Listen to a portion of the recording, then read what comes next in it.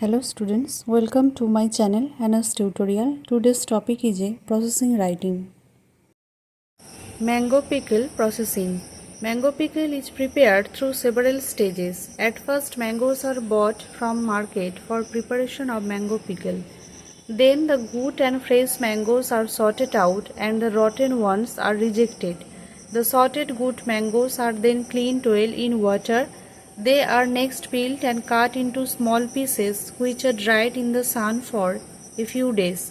After the drying is done, the pieces of mangoes are mixed with the required amount of salt, mustard oil and chili. The mixture is then kept in a big flat pot in the sun for a few days.